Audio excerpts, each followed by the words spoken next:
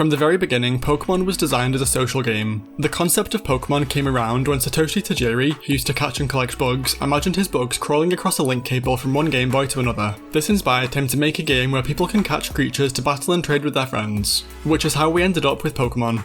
Over the years, Pokemon has tried several times to encourage its players to connect with each other, but a huge portion of the fanbase just play the games on their own. This video is going to break down how Pokemon tried and failed to get its players to socialise.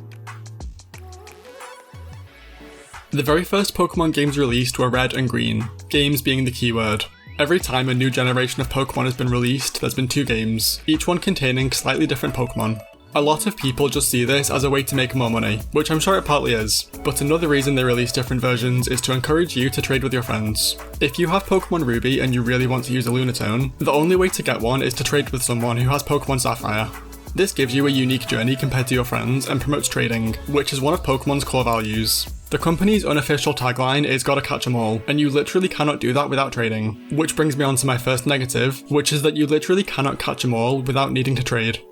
Some people don't have friends, some people don't have friends who like Pokemon, and some people live in remote communities where there might not even be another Pokemon fan for miles. Also, some people, especially the target demographic of children, are just shy. I understand the intention behind version exclusives encouraging you to trade, but if you can't catch them all and can't complete the Pokedex, which is what you're told to do within the first 10 minutes of playing, with only one copy of the game, then the games are inherently flawed. What if someone watched the first Pokemon movie and saw the new Pokemon Donphan, and then bought Pokemon Gold only to find out that Donphan's only available in Pokemon Silver? This can be really disappointing for some fans, as a handful of Pokemon are completely unobtainable if they choose the wrong version. So not everyone wants to go out and socialise and trade Pokemon, and not everyone can. If you literally don't have anyone around you that you could trade with, then you're stuck at a dead end. But if you do have people around you, Pokemon makes trading with them even more appealing, by providing a handful of benefits to trading. Obviously there are some Pokemon who evolve by being traded, but Pokemon received from another game also gain 50% more experience, and if they're from a foreign language game, it's 70%. And speaking of foreign languages, if you breed 2 Pokemon from different languages together, the eggs they make have an increased chance of being shiny. From Gen 6 onwards, this increases shiny odds from about 1 in 4,000 to about 1 in 700. Those are some pretty good benefits, but one issue is that for trade evolutions, people pretty much always just trade and then trade back. As a kid, I played Pokemon X and traded with another kid to evolve my Swirlix into a Slippuff. Then we immediately traded back and never played together again. I raised the Swirlix, so I didn't really want the other kid to keep it. Also, he didn't want to trade me any of his Pokemon that he cared about, so he traded me a Bidoof. Following on from that, my next point is that I don't want to use someone else's Pokemon. If I've already caught and raised a Pokemon, I'd like to keep it. I also don't want someone else's Pokemon that they decided isn't good enough for them. Aside from emotional attachments, there is also a real reason why. Because of things like IVs, abilities, and natures, different Pokemon of the same species are unique. And in a game like Pokemon, this means they're objectively better or worse than each other. If I really wanted to use a Hitmonchan, and you traded me one with a nature that lowers attack and the ability Keen Eye instead of Iron Fist, I probably just wouldn't use the Hitmonchan, since if I caught it myself, I would have made sure to get an ability and nature that I wanted. This is somewhat relieved by the fact that you can breed Pokemon to get different abilities and natures, but that opens a whole new can of worms. Pokemon need to be female to make eggs of the same species, so if you're traded a male Pokemon, you're stuck with that one. You can of course breed male Pokemon with Ditto, but Ditto isn't available in every game, and eggs produced by a traded Pokemon don't have any of the benefits of being traded, like the experience boost.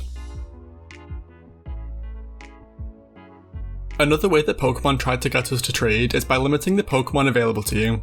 Now, this is just a theory, but some games have really limited Pokedexes, which seem to encourage players to trade with each other to fill in the gaps. The Johto games are really lacking in Johto Pokemon, with a lot of them only being available in the post-game. Diamond and Pearl introduced 21 new evolutions to older Pokemon, but you can only get 4 of them before beating the game. Also, there's only 2 fire types to choose from. Finally, Black and White 1 limit you to exclusively using Generation 5 Pokemon.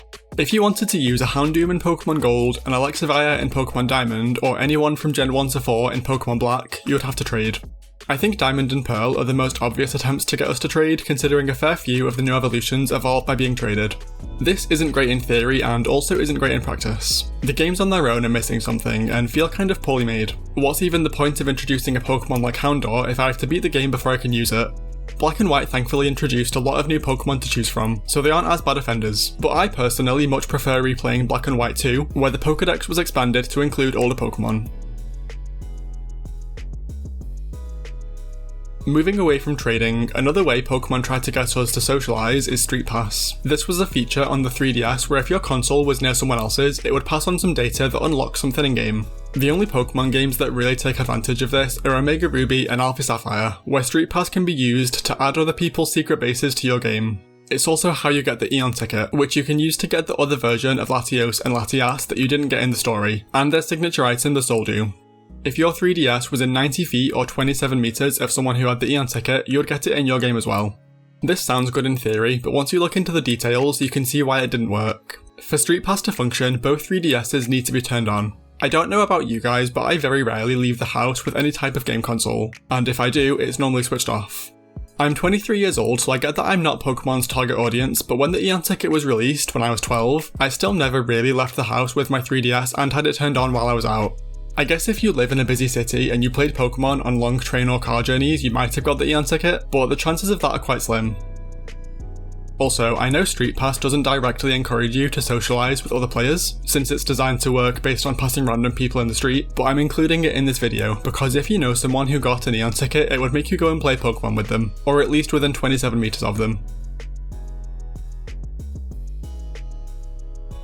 One thing I think Pokemon gets mostly right is the PvP battling system. This is another core piece of Pokemon that's been around since day one, and is probably the feature that inspires the most socialization. First of all, it's genuinely really fun to battle other people, and there's a lot of fun aspects to it, like using unique situational moves and playing mind games with your opponent. There's also official Pokemon tournaments all around the world, where people meet up and play together.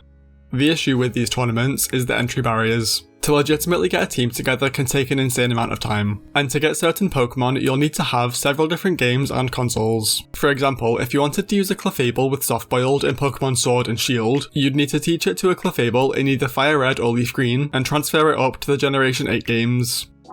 To do this, you would need to have a Fire Red or Leaf Green, as well as at least one game from Generation 4, 5, 6, 7 and 8, as well as their consoles, being a Game Boy Advanced, a DS, a 3DS and a Switch. Plus, in Generation 4 and 5, you would have to beat the entire game before you could transfer Pokemon between generations. Once you've done all that, you'll want to max out Clefable's IVs, which is a pretty big job since you need to get it to level 100 and use either 5 or 6 bottle caps on it, and just getting one of these items is a really time-consuming job because of how rare they are. That's just one example of how getting a certain move on a Pokemon can have a huge investment, and that doesn't even take into consideration event-only Pokemon. For example, in 2014, there was an event where you could receive a Gengar with Sludge Wave, and in Generation 6 and 7, this was the only way to have a Gengar with that move. So if you missed that month-long window, there was no way for you to use a Gengar with Sludge Wave in any Generation 6 or 7 game.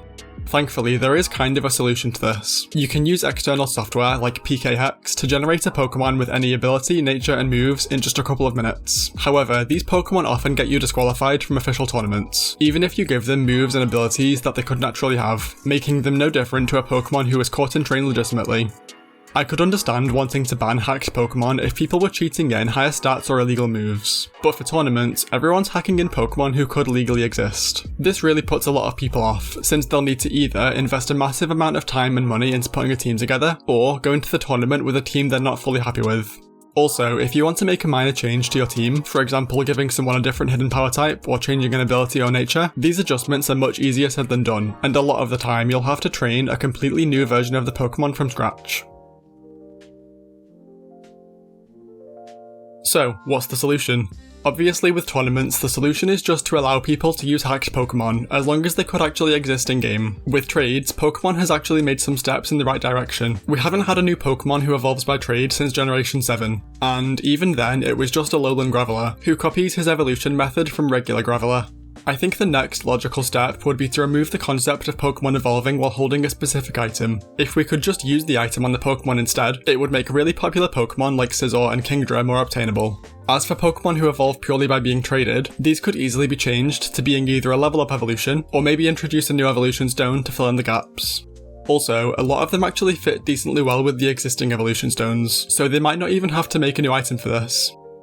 I think version-exclusive Pokemon are too integral to the franchise at this point that removing them would feel like a piece of Pokemon was missing, but I really like how Scarlet and Violet dealt with this. All Gen 9 Pokemon are available in both games, apart from the past and future Paradox Pokemon, who are only available in the post-game, and the 2 different forms of Tauros. The rest of the version exclusives are made up of Pokemon from older generations. I think that works really well, and I'd be happy if that became the new normal going forwards. If you think of any other ways Pokemon tried to get us to socialise that I didn't mention, leave a comment to let me know. And consider hitting like and subscribe while you're down there if you enjoyed the video. Thanks so much for watching, and hopefully, I'll see you next time.